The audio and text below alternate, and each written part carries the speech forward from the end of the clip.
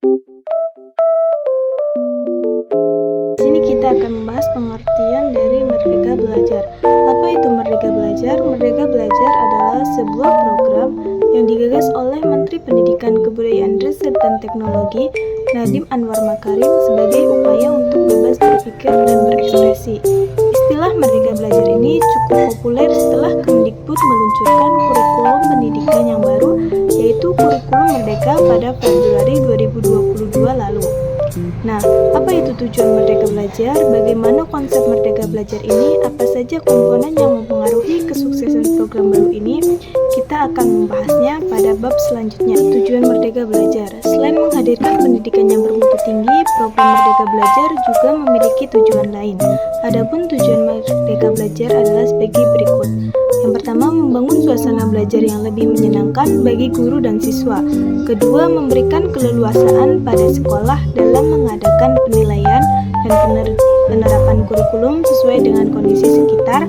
Yang ketiga, memenuhi kebutuhan peningkatan sumber daya manusia dalam menghadapi era revolusi industri 4.0. Yang keempat, menciptakan pendidikan yang berjiwa merdeka serta tidak merasa dikekang oleh ketentuan dan peraturan pembelajaran, sehingga mereka dapat menemukan potensinya dan kemampuan diri masing-masing. Yang kelima, mempercepat pencapaian tujuan pendidikan nasional yang tertuang dalam Undang-Undang Nomor 20 Tahun 2003 tentang Pendidikan Nasional. Selanjutnya yaitu konsep Merdeka Belajar. Konsep Merdeka Belajar yang digagas oleh Menteri Pendidikan, Kebudayaan, Riset, dan Teknologi ini sebenarnya terinspirasi dari konsep Merdeka Belajar Ki Hajar Dewantara. Menurut Bapak Pendidikan Indonesia ini, pendidikan adalah serangkaian proses untuk memanusiakan manusia. Konsep pendidikan menurut Ki Hajar Dewantara juga didasarkan pada dasar kemerdekaan yang dikenal dengan istilah sistem Among, yaitu melarang adanya hukuman dan paksaan pada peserta didik karena hal tersebut dapat mematikan jiwa merdeka dan kreativitas mereka. Dari konsep belajar Ki Hajar Dewantara ini, Menteri Pendidikan, Kebudayaan, Riset, dan Teknologi Nadiem Anwar Makarim akhirnya mencanangkan konsep Merdeka Belajar sebagai program kebijakan baru dari Kemendikbud. Dengan adanya konsep Merdeka Belajar ini, baik guru maupun siswa diharapkan memiliki jiwa yang bebas dalam hal mengembangkan dan mengeksplorasi potensi, bakat, dan kemampuan diri sendiri tanpa terkekang oleh aturan dan ketentuan yang berlaku dalam pembelajaran. Selanjutnya yaitu pelaksanaan Merdeka Belajar. Ada 3 langkah yang harus dilakukan dalam melaksanakan konsep Merdeka Belajar, yaitu yang pertama, menciptakan lingkungan pendidikan berbasis teknologi. Pengaruh teknologi pada lingkungan pendidikan tidak dapat terelakkan.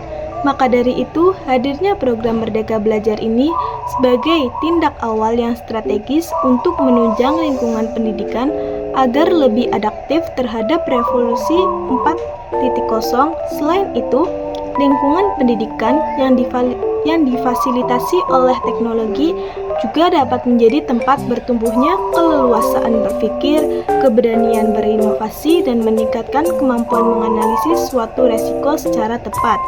Terus selanjutnya yang kedua yaitu kerjasama lintas pihak.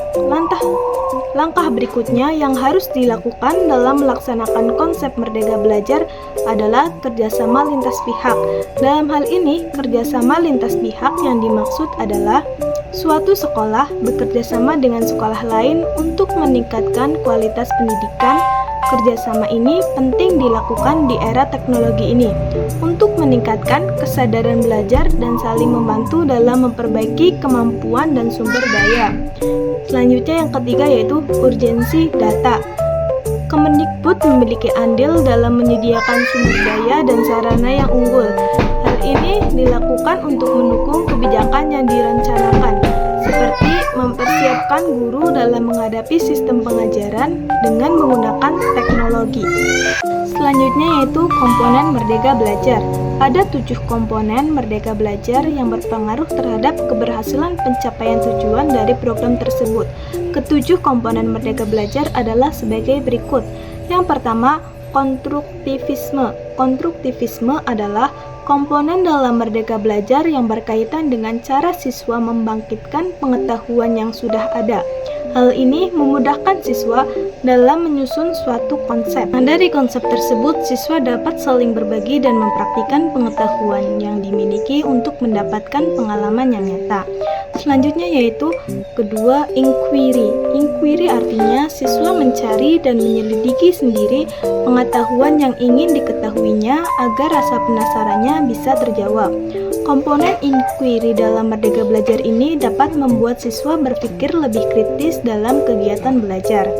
Dan yang ketiga, bertanya. Komponen lain dalam proses Merdeka Belajar adalah bertanya.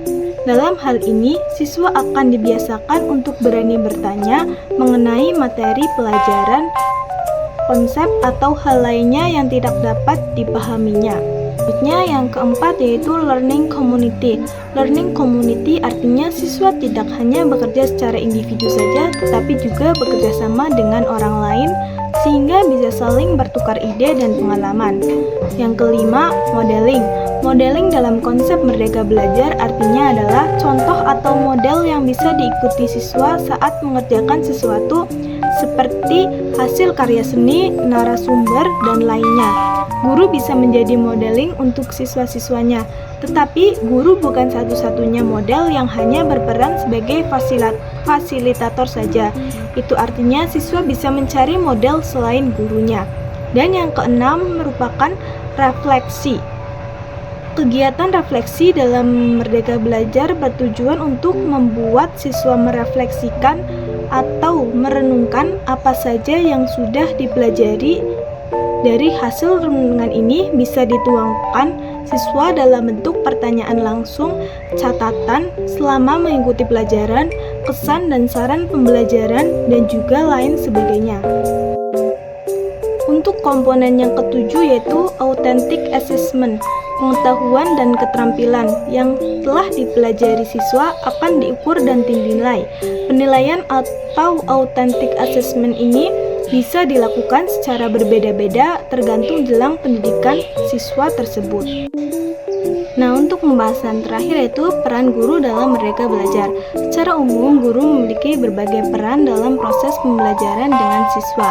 Antara lain, yang pertama, guru sebagai pendidik dan pengajar. Kedua, guru sebagai mediator dan fasilitator. Yang ketiga, guru sebagai pengelola. Keempat, guru sebagai demonstrator. Kelima, guru sebagai pembimbing dan motivator. Dan yang terakhir, guru sebagai evaluator. Dalam program Merdeka Belajar, guru dituntut untuk lebih aktif sebagai pelopor kesuksesan penerapan program tersebut. Dengan peran-peran guru tersebut, diharapkan guru dapat mewujudkan program Merdeka Belajar dalam proses pembelajarannya. Selain itu, dibutuhkan juga kompetensi tambahan pada guru dalam proses Merdeka Belajar. Adapun komponen tambahan yang harus dimiliki guru dalam proses Merdeka Belajar adalah kemampuan dalam menyelesaikan permasalahan dengan holistik dan logis, dan compassion yang berkaitan dengan kompetensi profesional guru. Itulah pembahasan mengenai program Merdeka Belajar yang dicanangkan oleh Menteri Pendidikan, Kebudayaan, Riset, dan Teknologi, mulai dari pengertian, tujuan, konsep, komponen, hingga peran guru dalam proses Merdeka Belajar. Semoga apa yang telah saya sampaikan bisa bermanfaat bagi yang mendengarkan. Kurang lebihnya mohon maaf. Wassalamualaikum warahmatullahi wabarakatuh.